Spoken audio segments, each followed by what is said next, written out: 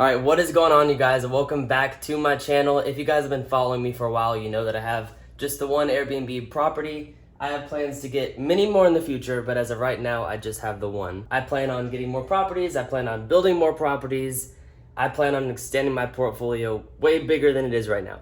But all that's to come in the future. If you guys are thinking about getting an Airbnb, or you are close to getting your first one, or maybe you already have a couple, but you just want to learn how to make a little bit more money or do things a little bit better, this video is definitely for you. I've had this property for about 2 years. It's only been on Airbnb for about a year and a half out of the 2 year span, but there's a lot of things that I've learned, and there's a lot of mistakes that I made in the beginning that now I know how to avoid. So in this video, I'll be sharing with you guys the top 5 most important lessons I've learned since starting my Airbnb. Okay, tip number 1, and probably the most important tip out of anything I'm gonna say on this list, is to keep your Airbnb booked. I promise you there's not a single person watching this video that wanted to get an Airbnb to have fun. You want to get an Airbnb because you want to make money, and you're not going to make money unless your Airbnb is booked.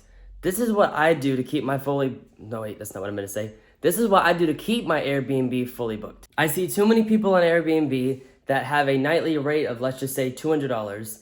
And, if people book it, then great, they make money.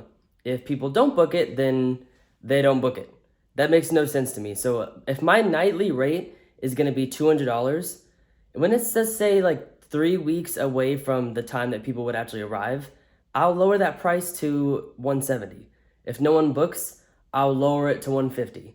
If no one books, I'll keep lowering the price and adjusting it to guarantee that I never have a night where there's just nobody here. Because even if you do this, you might not be making $200 every single night that somebody is at your property, but I promise you that if no one's sitting on that couch and sleeping in that bed upstairs, you're not making any money at all. So what I recommend, and this is just what works for me, which was find out all of my expenses. So I have my mortgage, my electric bill, my water bill, my how much it costs to replace bed sheets, all of my complete total expenses. For me, my total expenses are around $1,200, not exactly, but let's just say for easy math, $1,200. Now divide that $1,200 by 30, which is $40. So I know that it costs me $40 a night in expenses to basically keep this property open. So at an absolute bare minimum, if I'm renting this place out for $41 a night, technically I'm making $1 profit. Don't ever do that, but you get the point. So even though I would like to rent this place out for about $175 to $180 a night, that doesn't always happen. So when there's no one booking it, I might drop the price all the way down to $120. And then, in the off season, I might drop it all the way down to $65 a night. But this allows me to keep the property booked every single night. There are some months that it's booked every single night. Other months I have 2 vacant nights. But for the most part, my Airbnb is completely fully booked, which at the end of the month brings me more money than if I were to just book it at $200 a night and then just hope that most people book it, and then I have all these vacant nights where, I'm not making any money. So to summarize all that, figure out what your absolute bottom is for what you want to charge, and then if no one books your property, keep lowering that nightly rate until it's booked, and make sure that every single night is booked, and I will guarantee you, you will make more money than the person who just had a set price and then just left it at that. And side note, if you guys want to see a video on what my expenses are and how I categorize, like how much I charge per night and more in depth on that, I would love to make a more in-depth video, so just let me know in the comments and I will for sure make that. Okay, tip number 2 is easy check-in. People do not want to come to your Airbnb and have to meet you outside with keys and have some awkward welcome to my house conversation. So my tip is to get a smart lock, something that they can just type in the code. You can change it from your phone. You don't have to go and take a time out of your day to meet people. They just type in the code, check in, easy process. Secondly to that is you'll realize pretty quickly when you start hosting on Airbnb that most people ask you the same 5 questions, which is what's the Wi-Fi and what's a local store or restaurant next to me. What I like to do is go ahead and pre-type out a welcome message of so an example of that is I tell my guests hey, welcome for coming, or not welcome for coming, but whatever. Welcome. There are 2 designated parking spots parked outside. Please park in these spots. Do not park in the neighbors. Wi-Fi password is this.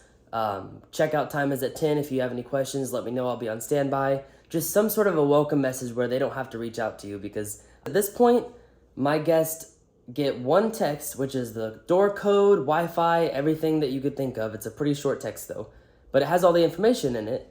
They get that text and they're here for a weekend to a week or 2 weeks. And very, very, very rarely do any of my guests contact me because I've already answered every question they have and I've already made the check-in process easy. So it's kind of on autopilot, and that's why I recommend having an easy check-in. It makes the guest experience better, and it makes your job way easier as a host. And tip number 3 is having a clean space with comfortable beds.